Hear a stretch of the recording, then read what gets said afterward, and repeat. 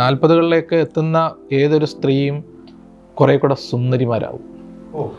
40-ന് ശേഷമുള്ള പ്രണയമാണ് പക്വമായ ഒരു പ്രണയമായിട്ട് ഞാൻ കാണുന്നത്.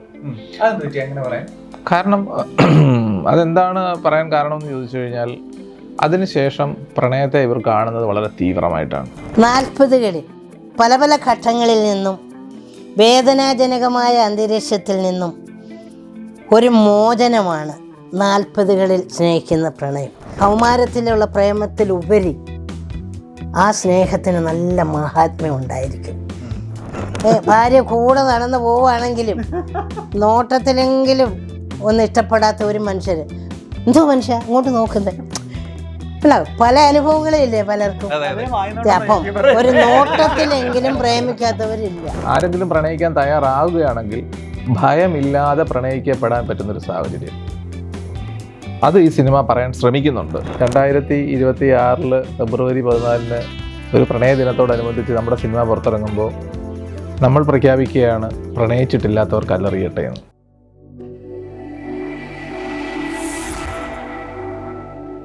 അപ്പോൾ ഈ വരുന്ന ഫെബ്രുവരി 13 റിലീസാകുന്ന 40കളിലെ പ്രണയം എന്ന ചിത്രത്തിന്റെ വിശേഷങ്ങളുമായിട്ട് അതിന്റെ കോർ ടീം നമ്മളോടൊപ്പം ഉണ്ട്. വെൽക്കം. അപ്പൊ ഫസ്റ്റ് ഓഫ് ഓൾ നമുക്ക് ഇതിന്റെ തലയിൽ നിന്ന് തന്നെ തുടങ്ങാം. അതായത് നമ്മുടെ സംവിധായകൻ സർ, ഇപ്പോ ശരിക്കും ഈ ഒരു സിനിമയുടെ ഈ ഒരു പേരുണ്ടല്ലോ, 40കളിലെ പ്രണയം എന്നൊരു പേര്, അതെ, ശരിക്കും എന്താണ് അതുകൊണ്ട് അർത്ഥമാക്കുന്നത്? പ്രണയം തന്നെയാണ് അത്. പക്ഷേ ആ പ്രണയം സംസാരിക്കുമ്പോൾ രണ്ട് കഥാപാത്രങ്ങളെ നമ്മൾ എടുത്തപ്പോൾ അവർക്ക് 40 വയസ്സിലൂടെ എത്തിയവരാണ്, അല്ലെ 40 വയസ്സുകളിലൂടെ കടന്നു പോകുന്നവരാണ്. അതുകൊണ്ട് പ്രണയത്തെ അവരുടെ പ്രായവും കൂടെ നമ്മൾ കണക്ട് ചെയ്തു. ഓക്കെ. അല്ല, അപ്പൊ ഞാൻ ചോദിക്കുന്നത്, ആദ്യം ഈ ഒരു സ്റ്റോറി എഴുതുന്ന സമയത്ത് ശരിക്കും അങ്ങനെ ഒരു ഏജ് ഒക്കെ വെച്ചിട്ട് തന്നെയായിരുന്നു എഴുതിയത്, അതോ അതിനുശേഷം ക്യാരക്ടർ അങ്ങനെ ഒത്തു വന്നത് കൊണ്ടാണോ ഈ 40? അല്ല, ഇതിനകത്തൊരു ഏജ് അങ്ങനെ പറയണമെന്ന് തന്നെ വിചാരിച്ചു. കാരണം അതിന് ഈ 40-ന് ശേഷമുള്ള പ്രണയമാണ് പക്വമായ ഒരു പ്രണയമായിട്ട് ഞാൻ കാണുന്നത്. അങ്ങനെ പറയാൻ കാരണം അതെന്താണ് പറയാൻ കാരണം എന്ന് ചോദിച്ചു കഴിഞ്ഞാൽ, അതിനുശേഷം പ്രണയത്തെ ഇവർ കാണുന്നത് വളരെ തീവ്രമായിട്ടാണ്. തീവ്രത ഉണ്ടാകുക എന്നുള്ളത്. എല്ലാ പ്രായത്തിലുള്ളവരും എല്ലാ സമയത്തും എല്ലാ കാലത്തും എല്ലാ സാഹചര്യങ്ങളിലും പ്രണയിക്കപ്പെടുന്നുണ്ട്. പക്ഷെ ഇതിൻ്റെ തീവ്രത എന്ന് പറയുന്നത്, അതായത് ചേർത്ത് പിടിക്കാൻ കാണിക്കുന്ന മനസ്സ്, ഇമോഷൻസിന് കൊടുക്കുന്ന വാല്യൂസ് കുറച്ചുകൂടെ മെച്യൂർ ആവും. അതാണ് 40കളിലേക്ക് എത്തുന്ന ഏതൊരു സ്ത്രീയും കുറെ കൂടെ സുന്ദരിമാരാവും. 40കളിലേക്ക് എത്തുന്ന ഏതൊരു പുരുഷനും കുറച്ചുകൂടെ ഈ ലാളനകളേറ്റ് മനസ്സുകൊണ്ട്, അതായത് കുറച്ചുകൂടെ ഒരു ശിശുവായി, ഒരു സ്ത്രീയുടെ എന്താ പറയുക, അവരുടെ സംരക്ഷണത്തിൽ അവരുടെ കെയറിങ്ങിലൊക്കെ പോകാൻ ഒരു പുരുഷനും ആഗ്രഹിക്കുന്ന ഒരു പ്രായം ആണ്. കാരണം ഇവരുടെ ഓട്ടപ്പാച്ചിലുകൾക്കിടയിൽ അവർക്ക് കിട്ടുന്ന ഒരു മാനസികമായ റിലാക്സേഷൻ, പ്രണയിക്കപ്പെടുന്നവർക്കിടയിൽ, ഞാൻ എല്ലാവരുടെയും കാര്യമല്ല പറയുന്നത്, പ്രണയത്തെ വളരെ കാവ്യാത്മകമായി കൊണ്ടു നടക്കുന്ന മനുഷ്യർക്കിടയിൽ, അപൂർവം ചില മനുഷ്യർക്കിടയിൽ ആ ഒരു സാഹചര്യത്തെ പറയുന്നതാണ് നമ്മളുടെ 40കളിലെ പ്രണയം എന്ന് പറയുന്ന സിനിമയിലൂടെയുള്ള നമ്മുടെ കഥയും. ചേച്ചി, എന്താണ് ചേച്ചിയുടെ ക്യാരക്ടർ പറയുന്നത്? എൻ്റേത് നായികയുടെ കൂട്ടുകാരിയാണ്. അവരുടെ 2 കൂട്ടുകാരികളിൽ ഒരാളാണ് ഞാൻ. കുറച്ച് ഭാഗങ്ങളിൽ മാത്രമേ ഞാൻ വന്നു പോകുന്നുള്ളൂ. ആക്ച്വലി ഞാൻ നേരത്തെ ഇൻ്റർവ്യൂവിൽ പറഞ്ഞിരുന്നു, അതായത് നമ്മളൊരു ഷോർട്ട് ഫിലിം എന്ന രീതിയിൽ തുടങ്ങി പിന്നെ ഒരു വലിയ പടത്തിലോട്ട് വന്നതാണ്. ഷോർട്ട് ഫിലിം ആയിരുന്ന കോൺസെപ്റ്റിലാണ് ഞങ്ങളൊക്കെ ഉണ്ടായിരുന്നത്. പിന്നീട് അത് വളർന്ന് വന്തലിച്ചൊരു വലിയ പടമായതാണ്. അപ്പം അന്നേരം ഒരു ചെറിയ ഭാഗമുള്ളൂ, പക്ഷെ ഉള്ളത് ഇച്ചിരി നന്നായി ചെയ്യാൻ പറ്റിയിട്ടുണ്ട്. അതുകൊണ്ട് നായികയുടെ കൂട്ടുകാരിയാണ്. നമുക്കതിനെക്കുറിച്ച് സിനിമയിൽ ഒരുപാട് സ്പേസ് ഇല്ല എന്നുണ്ടെങ്കിലും ഉള്ളത് നല്ലതാണ്. പക്ഷേ അല്ല, ഇതിനിടയ്ക്ക് എൻ്റെ ഒരു മറുപടി എന്ന് പറഞ്ഞു കഴിഞ്ഞാൽ, ഇതിനകത്ത് വന്നു പോയിട്ടുള്ള എല്ലാ ആൾക്കാരുടെയും വെറുതെ കൊണ്ടു നിർത്തിയ ഒരു ഫില്ലിംഗ് സ്റ്റേഷനാക്കിയല്ല ഈ സിനിമ ചെയ്തേക്കുന്നത്. എല്ലാവർക്കും ഇപ്പോൾ ഒന്ന് വന്നു പോകുന്നവർക്കായാലും അവരുടെ ഇമോഷൻസ് അതിനകത്ത് നമ്മൾ കൃത്യമായിട്ടും എടുത്തിട്ടുണ്ട്. അപ്പോൾ ഒരു ഫ്രെയിമിലെ ഉള്ള മനുഷ്യരെ ഉള്ളെങ്കിലും അവരുടെ ഇമോഷൻസ് എന്താണ് കാരണം അവരെ നമ്മൾ കുറേ നേരം കണ്ടിരിക്കുകയും അവരുടെ ഉള്ളിലൂടെ എന്തായിരിക്കും ഇപ്പോൾ പാഞ്ഞു പോകുന്നതെന്ന് ഒരു പ്രേക്ഷകന് ചിന്തിക്കാൻ കഴിയുന്ന രീതിയിലുള്ള കഥാപാത്രങ്ങളെ മാത്രമേ നമ്മൾ സിനിമയിൽ എടുത്തിട്ടുള്ളൂ. വെറുതെ ആരെയും ഈ സിനിമയിൽ നമ്മൾ എടുത്തിട്ടില്ല. എല്ലാവർക്കും അവരുടേതായ ഒരു സ്പേസ് കൊടുത്തിട്ടുണ്ട്. അതാ ഞാൻ പറഞ്ഞു, ചെറുതാണെങ്കിലും അതൊരു ഇമ്പോർട്ടൻറ്റ് സ്പേസ് തന്നെയാണ്. അത് നന്നായി ചെയ്യാൻ പറ്റിയിട്ടുണ്ടെന്നാണ്. അതെ, തീർച്ചയായിട്ടും. അതെ 40കളിലെ പ്രണയം ഇപ്പോഴൊരു പവറായത്.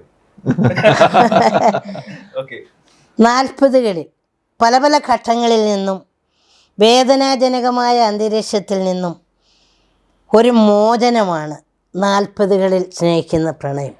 അത് ഇരുവർക്കും സ്വാന്തനമായിരിക്കും, ലാളനയായിരിക്കും. വളരെ കൗമാരത്തിലുള്ള പ്രേമത്തിലുപരി ആ സ്നേഹത്തിന് നല്ല മഹാത്മ്യം ഉണ്ടായിരിക്കും. എൻ്റെ ചിന്തയിൽ അങ്ങനെയാണ് കാണുന്നത്.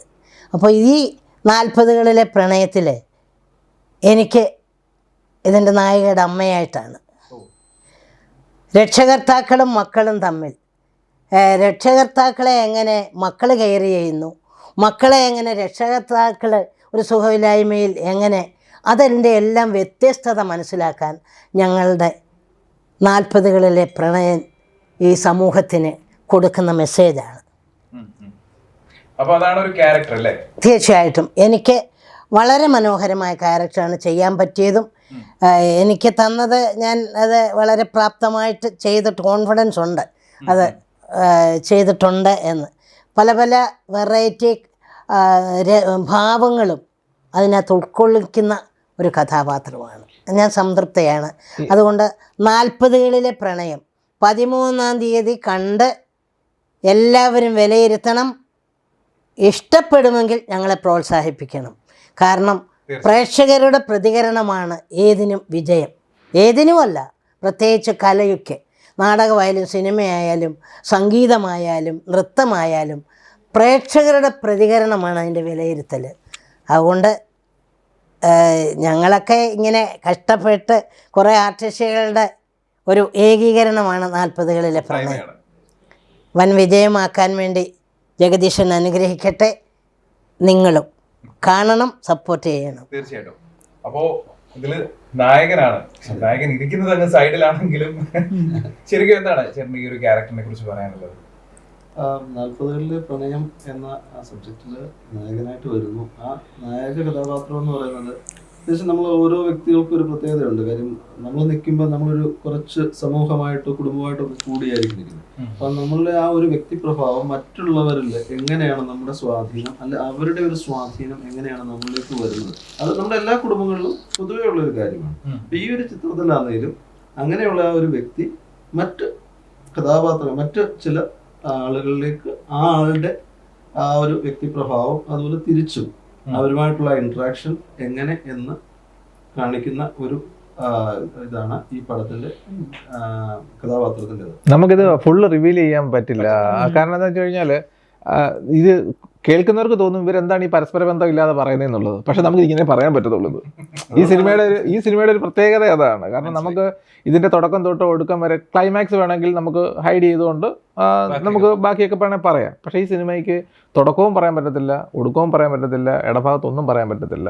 ആകെ പറയാൻ പറ്റുന്നത് ഈ സിനിമയിൽ ശക്തമായ ബന്ധങ്ങളെക്കുറിച്ച് സംസാരിക്കുന്നുണ്ട്, ശക്തമായ ഇമോഷൻസ് ഉണ്ട്, പ്രണയത്തെക്കുറിച്ച് പറയുന്നുണ്ട്. അത് വളരെ തീവ്രമായി തന്നെ പറയാൻ ശ്രമിച്ചിട്ടുണ്ട്. മ്യൂസിക്കൽ ലവ് സ്റ്റോറിയാണ്, 5-6 പാട്ടുകളുണ്ട് ഇതിനകത്ത്. ഇങ്ങനെയൊക്കെ നമുക്ക് പറയാൻ പറ്റും. പക്ഷേ ഇത് പ്രേക്ഷകർ കണ്ട് ഇത് നമ്മൾ തുടക്കത്തിൽ ഈ സിനിമയുടെ തുടക്കത്തിൽ എഴുതി വെച്ചിരിക്കുന്ന ഒരു കാര്യമുണ്ട്. അത് നമുക്ക് കാരണം അങ്ങനെ എഴുതി വെച്ചേ മതിയാവും.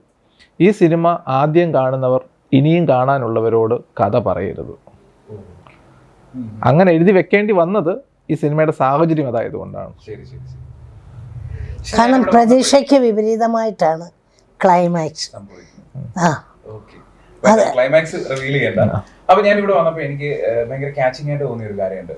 ഭയങ്കര ഫ്രാങ്ക് ആയിട്ട് പറയുകയാണെന്നുണ്ടെങ്കിൽ ആ ഒരു ടാഗ് ലൈൻ ഉണ്ടല്ലോ, പ്രണയിച്ചിട്ടില്ലാത്തവർ കല്ലെറിയട്ടെ. ശരിക്കും ഇതിന്റെ പിന്നിലുള്ള ഒരു ബ്രെയിൻ ആരാ? ഞാൻ തന്നെയാണ്. എന്തായിരിക്കും അങ്ങനെ അതുകൊണ്ട് ഉദ്ദേശിക്കുന്നത് എന്നൊന്ന് വളരെ ഷോർട്ടായിട്ടൊന്ന് പറയാം. നമ്മള് ക്രിസ്തുവിന്റെ കാലത്തെ കഥകൾ വായിക്കുകയാണെങ്കിൽ അറിയുകയാണെങ്കിൽ അന്ന് അതിൽ പറഞ്ഞിട്ടുണ്ട് പാപം ചെയ്യാത്തവർ കല്ലെറിയട്ടെ എന്ന്.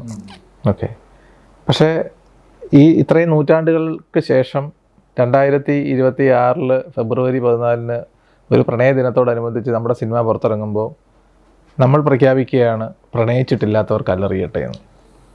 അപ്പം അത് പ്രണയത്തിലൂടെ കടന്നു പോകാത്ത മനുഷ്യരില്ല. ഒന്നുകിൽ മനസ്സിലെങ്കിലും ഒരാളോട് പ്രണയം തോന്നാത്ത മനുഷ്യരില്ല എന്നാണ് എൻ്റെ ഒരു വിശ്വാസം. അത് ഇത് മേ ബി പറയുമ്പോ ആളുകള് തീർച്ചയായിട്ടും. ആരും തുറന്നു പറയില്ല. ഒരു നോട്ടത്തിലെങ്കിലും എല്ലാവർക്കും അല്ലേ? സംഭവമാണ്, പക്ഷെ ആരും എന്തെങ്കിലും കൊണ്ട് പറയാൻ ഭയങ്കര എല്ലാരും പറയും ഞാൻ പ്രകൃതിയെ സ്നേഹിക്കുന്നു, മഴയെ പ്രണയിക്കുന്നു, പുഴയെ പ്രണയിക്കുന്നു, ഒരു കുന്തവും അല്ല. എത്ര ബന്ധങ്ങളൊക്കെ സത്യം പറഞ്ഞാൽ അതല്ല. അതെ അതെ. എല്ലാവരുടെ ഉള്ളിലും നല്ല ഭംഗിയായ പ്രണയം ഉണ്ട്. ഒരു ഉറുമ്പിന് പോലും അതില്ലാത്തവരാരെങ്കിലും ഉണ്ടെങ്കിൽ ഈ സിനിമയെ കല്ലെറിഞ്ഞോട്ടെ, അത്ര ഞാൻ ഉദ്ദേശിച്ചുള്ളൂ. ഉണ്ടാവില്ല. ഏതെങ്കിലും ഒരു കാലഘട്ടത്തിൽ, ഒരു മനുഷ്യാവസ്ഥയുടെ ഏതെങ്കിലും ഒരു കാലഘട്ടത്തിൽ എപ്പോഴെങ്കിലും പ്രണയത്തിൽ വീണവരുണ്ടാവും. അതില്ലാത്തവർ എനിക്ക് തോന്നുന്നില്ല, വളരെ വളരെ ചുരുക്കം ഉണ്ടാവുള്ളൂ. അത് അത്രയും ഭയങ്കര ഇതായിരിക്കും. അത് റിവീൽ ചെയ്യുന്നില്ല, അതിനുള്ള ധൈര്യം കാണിക്കുന്നില്ല. അതാണ് പക്ഷെ കാര്യം. അതിനുള്ള ധൈര്യം കാണിച്ചു കഴിഞ്ഞാൽ കുടുംബം അല്ലെ സമൂഹം ഇങ്ങനെയൊക്കെയുള്ള. പക്ഷേ ഈ സിനിമ നമ്മൾ പറഞ്ഞു വെക്കാൻ ഉദ്ദേശിക്കുന്ന ഒരു മെസ്സേജ് ഉണ്ട്. ആരെങ്കിലും പ്രണയിക്കാൻ തയ്യാറാവുകയാണെങ്കിൽ ഭയമില്ലാതെ പ്രണയിക്കപ്പെടാൻ പറ്റുന്നൊരു സാഹചര്യം, അത് ഈ സിനിമ പറയാൻ ശ്രമിക്കുന്നുണ്ട്. ഒരു പക്ഷേ ഇതുവരെ ഇനി ആരെങ്കിലും പ്രണയിച്ചിട്ടില്ല എന്നുണ്ടെന്നുണ്ടെങ്കിൽ ഈ സിനിമ കണ്ടതിന് ശേഷം പ്രണയം ഉള്ളിലെങ്കിലും ഒരു ഇത്തിരിയെങ്കിലും പൊട്ടി വരും. നാട്ടില് നാളെ വരാൻ പോണത് കുടുംബകലം ഉണ്ടാക്കാനുള്ള അതിപ്പോ സ്വന്തം ജീവിതം ഉണ്ടെങ്കിലും ചിലപ്പോ നടപ്പിലോ എടുപ്പിലോ അല്ലെങ്കിൽ അവരുടെ സ്വയസിദ്ധമായ കഴിവിലോ ഭാര്യ കൂടെ നടന്നു പോവുകയാണെങ്കിലും നോട്ടത്തിലെങ്കിലും ഒന്നും ഇഷ്ടപ്പെടാത്ത ഒരു മനുഷ്യര് എന്തോ മനുഷ്യ ഇങ്ങോട്ട് നോക്കുന്നത് പല അനുഭവങ്ങളില്ലേ പലർക്കും. അപ്പം ഒരു നോട്ടത്തിലെങ്കിലും പ്രേമിക്കാത്തവരില്ല. പക്ഷെ കല്യാണം കിട്ടുമായിരിക്കും, എന്നാലും പറയാം. അതിനേക്കാളും ഉപരി എന്ന് വെച്ചാൽ ഒരു പ്രായത്തിൽ നമ്മളൊക്കെ കല്യാണം കഴിയും. ഇപ്പോഴത്തെ നമ്മുടെ ഒരു സാമൂഹിക പശ്ചാത്തലം അനുസരിച്ച് വീട്ടുകാരൊക്കെ ആലോചിച്ചോ അല്ലെങ്കിൽ അത്യാവശ്യം കണ്ടോ ഒക്കെ ആയിരിക്കും ഈ കല്യാണമൊക്കെ കഴിയുന്നത്. അത് കഴിഞ്ഞ് കുറച്ച് മുന്നോട്ട് പോകും. ഇത് കഴിഞ്ഞിട്ട് നമ്മളിങ്ങനെ മറ്റു പലരുമായിട്ട് ഇന്ററാക്ട് ചെയ്യുമ്പോൾ ചില ക്യാരക്ടറുകൾ നമ്മളെ നല്ലവണ്ണം ആകർഷിക്കും. അതാണ് ഈ സ്വാഭാവികമായിട്ടും അവരിലെ കാര്യം. നമ്മളുടെ ഒരു ചിന്താധാരക്കല്ല, നമ്മളുടെ ഒരു മനസ്സ് ആപ്റ്റാണെന്ന് തോന്നുന്നു. അപ്പൊ നമ്മൾ അവരേക്കുള്ളൊരു വേണ്ട മോനെ വേണ്ട മോനെ ഇത് പലരും പറയാൻ പഠിക്കുന്നുള്ളൂ. സത്യാവസ്ഥ ഇതാണ്. പക്ഷെ അത് പലർക്കും സമൂഹത്തിന്റെ മുന്നിലേക്ക് കൊണ്ടുവരാനുള്ള ഒരു പേടി കൊണ്ട് പലരും മിണ്ടാതിരിക്കുന്നു. അതാണ് ഇതിന്റെ ഒരു സത്യാവസ്ഥ. പക്ഷെ ഇതിനകത്ത് ഈ എല്ലാവരും ഇപ്പം ഇത് നമ്മുടെ ക്ലീൻ യു സർട്ടിഫിക്കറ്റ് കിട്ടിയ സിനിമയാണ്. അപ്പം എല്ലാവരുടെ ഉള്ളിലൊരു തോന്നലുണ്ടാവും ഇതെന്തോ നമ്മൾ അവിഹിതം പറയാൻ ശ്രമിക്കുന്നതാണ്. കാരണം അത്തരം പരാമർശങ്ങളൊക്കെ നമ്മൾ ഇപ്പോൾ കേൾക്കുന്നുണ്ട്. 40കളിലെ പ്രണയം എന്തോ അവിഹിതമാണെന്നുള്ള നിലയിലേക്കൊക്കെ പറയുന്നുണ്ട്. അത് അവിഹിതം എന്ന് ആ കണ്ണുകൊണ്ട് കാണാൻ ശ്രമിക്കുമ്പോൾ മാത്രമേ അതിനുള്ളൂ. ഇപ്പോൾ സിനിമ പുറത്തിറങ്ങാതെ വിലയിരുത്തപ്പെടുന്നതാണ് ഇതെന്തോ അവിഹിതം പറയുന്നത്. പക്ഷേ ശുദ്ധമായ ബന്ധവും ശുദ്ധമായ പ്രണയവുമാണ് ഈ സിനിമ പറയുന്നത്. പക്ഷേ 40കളിലെത്തി എന്ന് വിചാരിച്ചുകൊണ്ട് അവർക്ക് പ്രണയിക്കപ്പെടാൻ പറ്റില്ല എന്നൊന്നുമില്ല. അപ്പോൾ 40കളിലെത്തിയ 2 മനുഷ്യർ ഇതിനകത്ത് നായകനും നായികയായിട്ടുണ്ട്. അവരിലൂടെ കഥ പറയാൻ ശ്രമിക്കുന്നു. അത് ആരെങ്കിലും റിലേറ്റ് ചെയ്യിപ്പിക്കുന്നുവെങ്കിൽ റിലേറ്റ് ചെയ്യട്ടെ എന്നുള്ളതാണ്. കാരണം ഈ 69 വയസ്സുള്ള എനിക്ക് എന്താ പ്രണയിച്ചുകൂടായി?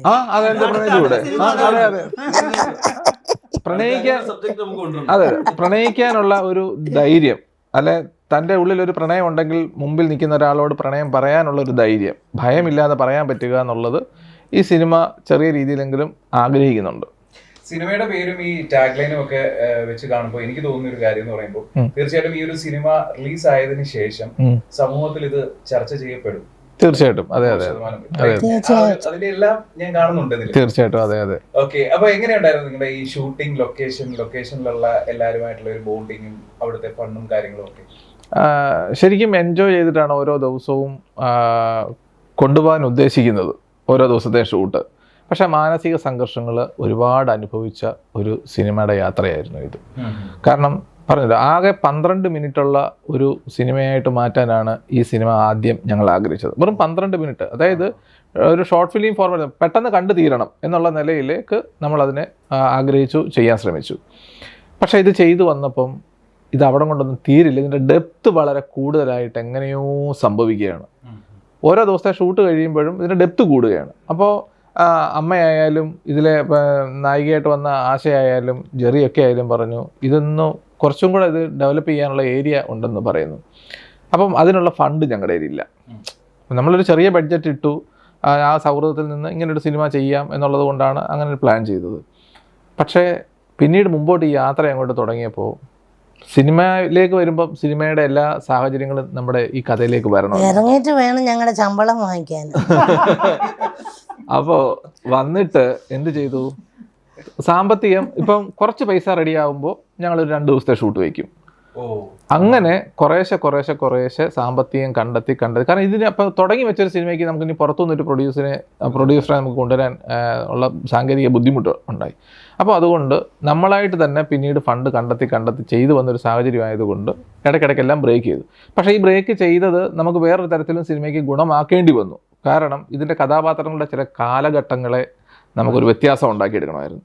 അപ്പോൾ അത് നമുക്ക് ഓർഗാനിക്കായിട്ട് ഇതിൻ്റെ കൂട്ടത്തിൽ തന്നെ അതും സംഭവിച്ചു. അപ്പം സ്വാഭാവികമായിട്ടും ഒരുപാട് സ്ട്രഗിൾ ചെയ്തിട്ടാണ് ഈ സിനിമ 2023 ഒക്ടോബർ 24 ഈ സിനിമ സ്റ്റാർട്ട് ചെയ്യുന്നത്.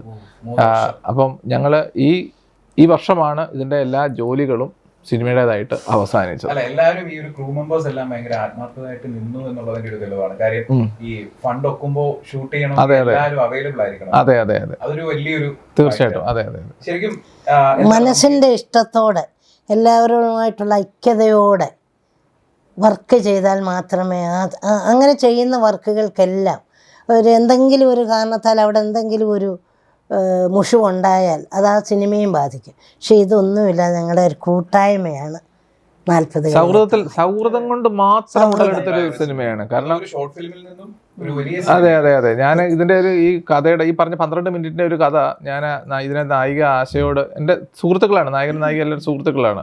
മെർലിൻ എൻ്റെ സുഹൃത്താണ്. അമ്മയെ ഈ സിനിമയിലൂടെ എത്തിയാണ് ഞാൻ അമ്മയായിട്ട് അല്ലെങ്കിൽ മകനായിട്ടും ഒക്കെ ദത്തെടുത്തിരിക്കുന്നത്. അപ്പോൾ ഇങ്ങനെ ആ കഥയുടെ തുടക്കം സംസാരിച്ചപ്പോൾ ആൾ പറഞ്ഞു നമുക്കിത് ചെയ്യാൻ പറ്റുന്നൊരു സബ്ജക്റ്റാണ് എന്ന് പറഞ്ഞു. അപ്പോൾ അങ്ങനെ ഇവർ തമ്മിൽ, അതായത് നായകനും നായികയും കോളേജിൽ ക്ലാസ്മേറ്റ്സ് ആണ്. അപ്പം ജെറിക്കും ഇതിനകത്ത് അഭിനയിക്കാനുള്ള ഒരാഗ്രഹങ്ങളൊക്കെ ഉള്ള മനുഷ്യനാണ്. കാരണം കുറേ നാടകങ്ങളും ഷോർട്ട് ഫിലിമുകളൊക്കെ ചെയ്തു വരികയാണ്. അങ്ങനെ ഇരിക്കെ ജെറിയോട് ഇത് പറഞ്ഞു, എന്നാൽ പിന്നെ നമുക്കിത് ചെയ്യാമെന്ന് പറഞ്ഞുകൊണ്ട് ആരംഭിക്കുന്നു. ഒറ്റ ദിവസത്തെ 1-2 ദിവസത്തെ ഷൂട്ട് അത്രേ പ്ലാൻ ചെയ്തിട്ടുള്ളൂ. അങ്ങനെ വന്ന് തുടങ്ങിയതാണ്. അപ്പം ആശയോട് പറഞ്ഞു, ആശ ജെറിയിലേക്ക് എത്തിച്ചു.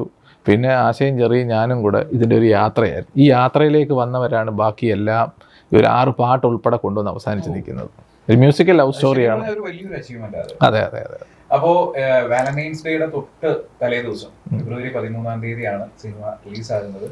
അപ്പോ എന്താണ് ഇനി പ്രേക്ഷകരോട് പറയാനുള്ളത്? പ്രേക്ഷകരോട് പറയാനുള്ളത് 1-2 കാര്യങ്ങൾ പറയാനുണ്ട്.